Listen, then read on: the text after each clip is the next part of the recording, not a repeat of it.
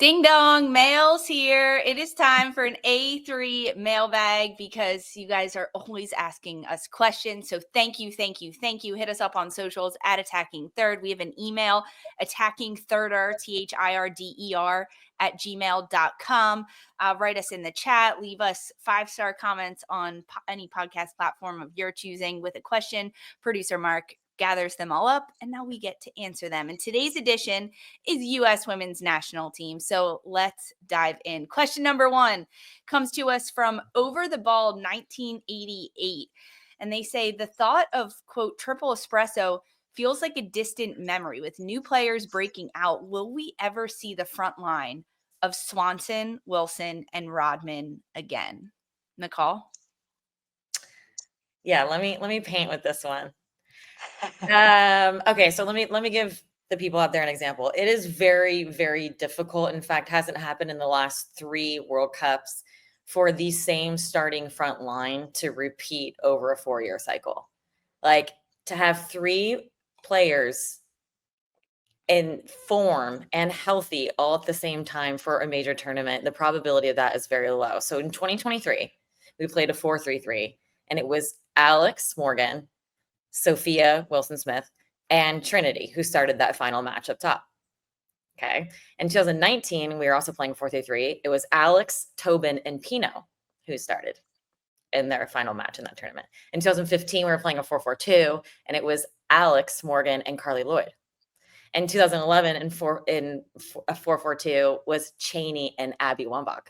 So you see, there has never been an identical starting lineup in back-to-back World Cups because these players evolve and things happen in their personal lives or they fall in and out of form. So we just have to expect that triple espresso, we saw it, may not see it again.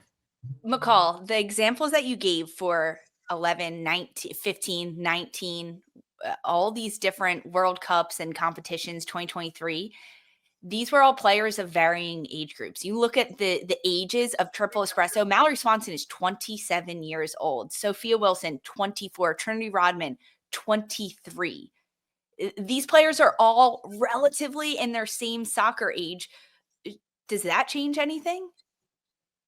It could, but you even see like Lauren Cheney in her younger days, Alex Morgan in her younger days, even Pino, right? But still, there was too many options and variability and talent, and you just don't see it back to back, if ever.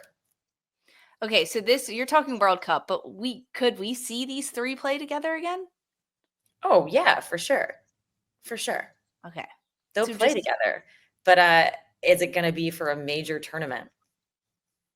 Like, I feel like there's so many like variables, right? Like Trinity's working back in the gym. We see her. I see you, Trinity, like getting lifted, trying to work on your back and your strength and whatnot. The other 2 are going to be mamas. So like, I also think that there's going to be a layer of like personal decision and choice as to like how much they want to be involved. I think that that's the one thing in the women's game that kind of changes things a little bit. Like you have to take into consideration that it's pregnancy isn't an injury, though you certainly have to come back like it was. And then you also have like personal, emotional, and otherwise commitments to your kids. So it's like, it's up to them ultimately what ends up happening. And that's something that I don't think any of us have the capacity to speak on. No, there's a lot of variables and a lot of change. I'm going to hold out hope though. I've got big hope that we're going to see triple espresso. We're still a couple years away, Lise. Exactly. Plenty of time to recover, have a 2-year-old at the World Cup in Brazil. Trinity's got plenty of time to recover that back problem. Imagine baby Swanson, baby Wilson run around with Auntie Trin on the pitch before or after. Yeah, but watch somebody else break out. Alyssa Thompson, if she keeps going up, she's going to be the priority in there, you know? Which ultimately is what you want, that competition at the very top. A fun question. Thanks for that one, Over the Ball. All right, question number 2. This one comes at us from Simon Says Save 10. How excited is everyone for the potential of a Lo LaBonta finally getting a cap for the U.S. Women's National Team? All the feels. I feel like it rights a lot of wrongs. Like this should have been something that happened. I get it. you have different coaches, you have different styles, you have different preferences, a whole lot of competition. I mean, we have champagne problems in the US, or we have in the past, where it's like, well, who do you omit? And like, I think we're starting to move back into that conversation where you look in player pools and say, oh, yeah, maybe I'd like to see her get a call up, but like, in place of whom kind of a thing. But Lo is, and Vlatko's spoken so highly of her, just for Kansas City and otherwise, like her leadership qualities and things like that, the intangibles that I think would actually be great outside of the fact that she's so wildly talented and has been, Mhm. um, on the exceptionally young team. And I know she likes to joke around and say a lot like my kids, but Yeah. she's the kind of influence you need. Yeah, she's gonna bring such a different energy to this group. And Christine, you talked about who do we omit, who changes, who is no longer called into that camp to replace this person. Emma Hayes is fixing that problem with the U23 camps, because I think Corbin Albert is a player that we would have said, okay, she's usually in this roster. If does she not get called in because Lo gets called in? No, she's with the U23s. She still gets a camp. She still gets very valuable experience. And now going from however many caps she has, a dozen caps at the senior national team level, she gets to bring that experience to the U23s, which gives them a different wrinkle of a look. And the door opens for Lo LaBonta. And I am so excited for LaBonta, guys. She, I think also, she's talked about this, her mental kind of hump that she has already been over of, I'm not getting a call up, I'm not making it to this camp, to then get the call up and make it to a camp. Imagine your mindset at that point when you've already said you've kind of let a dream go, and you're happy with where you are, right? You're not complacent, but happy and proud of what you've built as a club player and as a captain at Kansas City, in a place that she calls home. And now she gets this another opportunity. A door opens because of her consistency. You take a moment like that differently. I mean, it's giving me chills thinking I about it. can't Like, be crying on the live stream, I'm please, gonna I be beg of you. sobbing watching Yeah, her I'm like, going my eyes are through watering. There's onions. Somebody's cutting them in here. I know it. it. Oh, Um, can't wait. it's a dream, right? Like that's the The dream. romantic side of soccer. Like you get to see the yield rarely, but you see all the hard work all along. And like she's a vet of the game. It's like the great fortune for all of us to finally get to see her get called up. Like Hmm. McCall, I have to ask you this. Lo will beat your record if she plays as being the oldest player to debut for the U.S. women's national team. What advice would you give her right now? I'm so happy for her, but I also can feel her. I know how that is when you get called in late.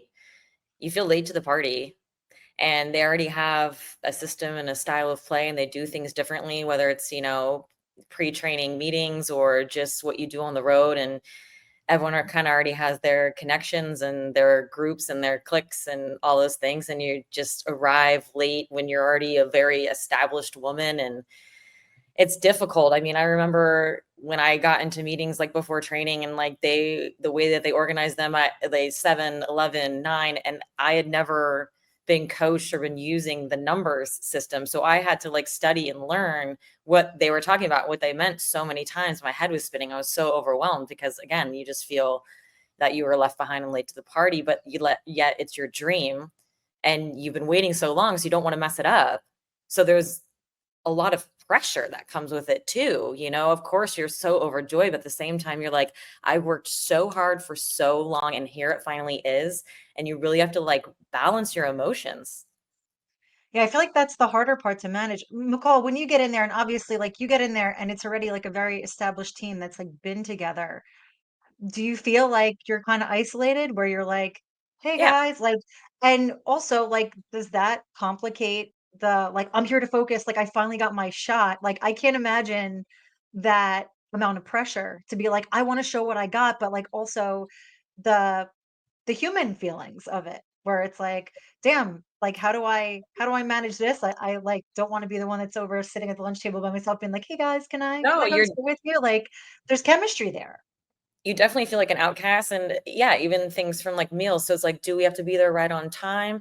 What do we wear to the games? Like you're just constantly asking questions because you're in a new environment that you've never been in. So like there is a level of distraction as well, because the off the field stuff, or just like the way that they do things as an organization, you're relearning that stuff. And especially when you're used to being a leader, like Lo is used to like having all the answers and being Lo mama and all the things. And when all of a sudden you feel out of control, and you've been controlling your performance in your environment for so long, it's a really hard transition. So I'm feeling for her, but like, I know she's going to kill it. And I'm so happy for her. Like, she deserves it so much. It's so exciting for her and her family, and for our country. Really, I think we need her.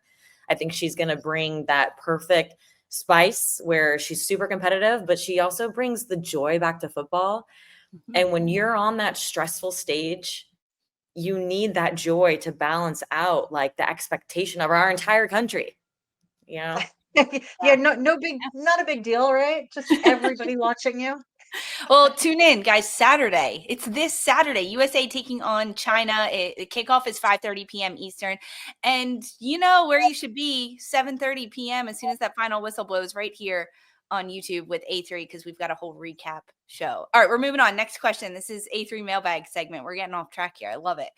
This one comes at us from Becky Baines, 1456. If you could add just one more roster spot, who, McCall, would you invite to camp?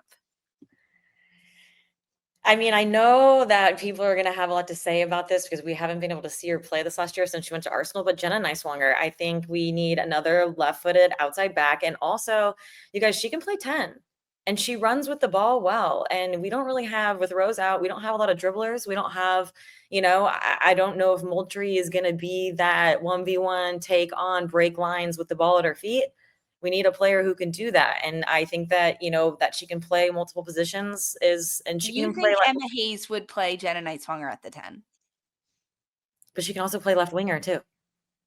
She was subbing in our last major tournament for like last 10 minutes. Yank, like Cat, like, yeah, no, I don't. I know what you're saying, McCall. Jenna does play those positions, right? She was an attacking midfielder in college. I don't think that she would ever play in the attacking midfield role. Okay, last summer, how do you think she was doing when she was subbing in as like a left winger for like the last 10 minutes to just keep pressure on and keep the ball?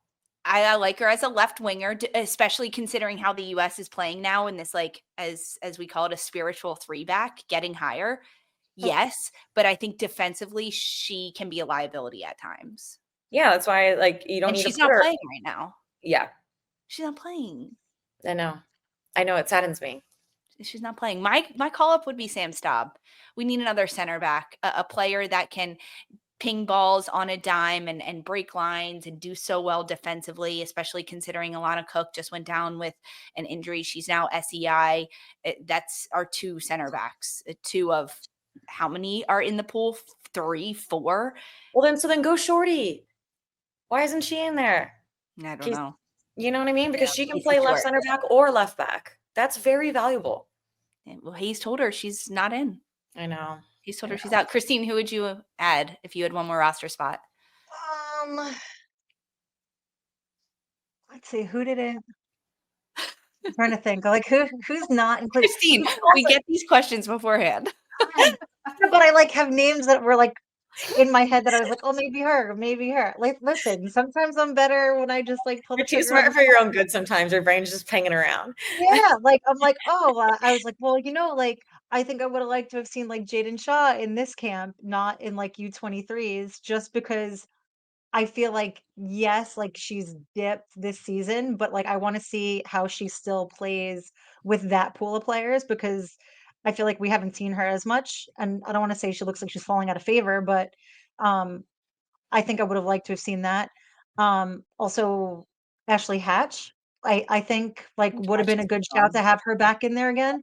So I think all in, like I'd go Ashley.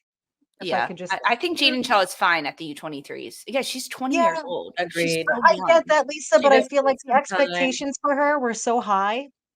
And just for like chemistry's sake, seeing her play with the senior team, I just wanted to see like. I think she will get more confidence playing with the U23s because she will be able to control a little bit more, be a little bit more creative, have a little bit more space. I guess that's fair. I'm kind of like throwing the deep end and see where she's at again. But yeah, to your point, like if you want to actually recalibrate and reset expectations and see, hey, give her some of her confidence back, because For me, if I were having the season that she's had thus far, I'd be a little bit down. Yeah, but she's proven that she doesn't do well when things are handed to her or gifted to her. She had every access to the top in the world, all the expectation, all the support around her. And she needs to be challenged. She needs to be left off the roster. She needs to be bumped down. She needs some fire under her belly to really grow into that player that everyone is expecting. Speaking of left off roster and not being called in, McCall, you just touched on this player, but we did get a question from Purple Haze USA. What happened to Jenna Nighswonger, right? Like she's not playing for Arsenal. Now she's left out of the camp. Is there a chance for her to return? Is perhaps, I'm adding this onto the question, Nighswonger not being called in to these camps going to light a fire under her? For sure. I mean, that's what I love about Emma is like, if you're not in form, you're not playing, she's not going to call you in, So like, I appreciate that. And I'm sure Jenna is very frustrated that she wasn't expecting that going to Arsenal. She thought she was going to play a whole bunch. And, everyone's like, is she injured? Is she injured? The answer is no, she's not. She's just out of favor. She's just not playing. And her coaches said that she's struggling with the physicality of the WSL. And to your point earlier, Lisa, as a left back defender, you have to have physicality. So her defensive pressure and is the problem. She's very good on the ball. A Jenna Nighswonger stan could argue that, guys, she just won 2 trophies in the same day, winning the UEFA Women's Champions League final with Arsenal and the W Champions Cup with Gotham. That was the same day, y'all. I mean, right. But she didn't play a minute in either of those games. Yeah, that's the damning part. Yeah.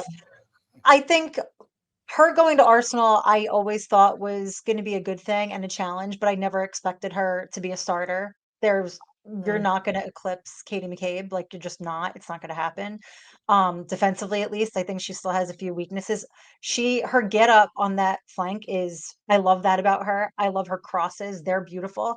I just think that there's more that she's going to need to refine in her game to make it into that Arsenal one starting lineup, but like to get minutes at all. Like she's going to have to develop more. And like, I think if anything, that'll benefit her in the long run because she's going to either have to specialize and become that girl or, like you're going to fall further out of favor. Either way, club and country, like she's going to need to make an impact. Question number 5. This comes from _fandom_random_. The summer of 2027 will be here before we know it. When do you think a decision on who the next #1 U.S. goalkeeper should be made? Now, Emma Hayes has come out and said that by June, she wants to have a #1 locked in so that they can start getting reps and minutes consistently with the center backs. There are still this window that we are currently in, and then one more window in June before that happens.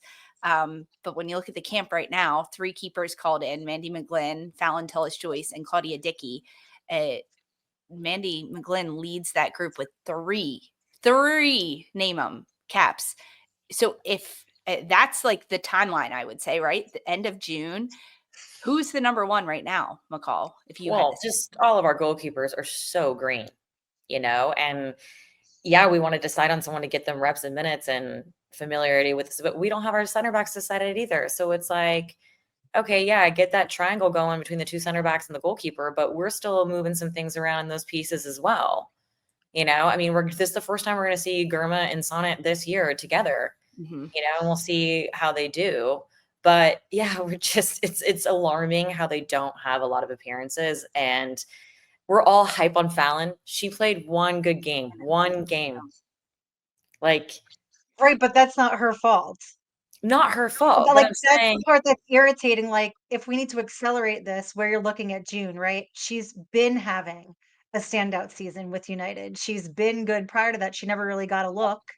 And now she's kind of eclipsed herself. So it's like, where do you and yes, she needs to refine some of the ball at her feet. Like that's her weakness in terms of being a keeper for this US women's team. McCall, Fallon has played one good game.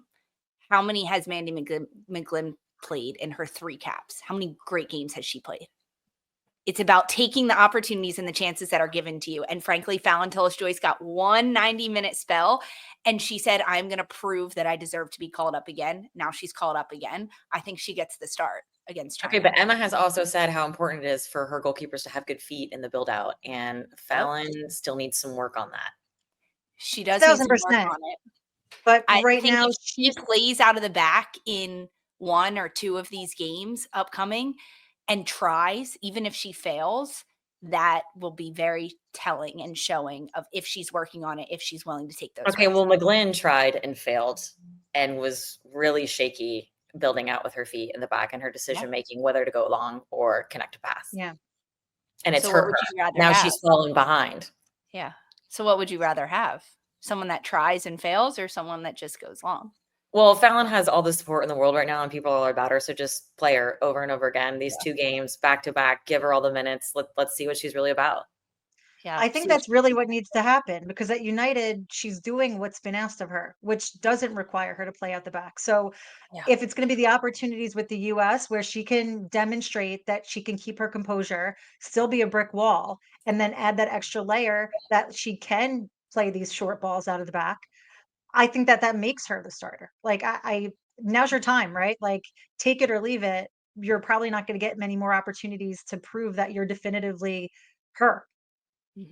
Well, we'll get to see who Emma Hayes starts in the back. If Lo LaBonta gets her first cap, it starts Saturday. USA against China, 5:30 p.m. A3 will be live at 7:30 Eastern following that match. And then Tuesday, June 3rd, USA against Jamaica, 8 p.m. So 2 friendlies coming up in this international window. Thanks, everyone, for your questions. Hit us up on socials at Attacking Third. Email us, drop comments and questions in the chat, because we love answering your questions.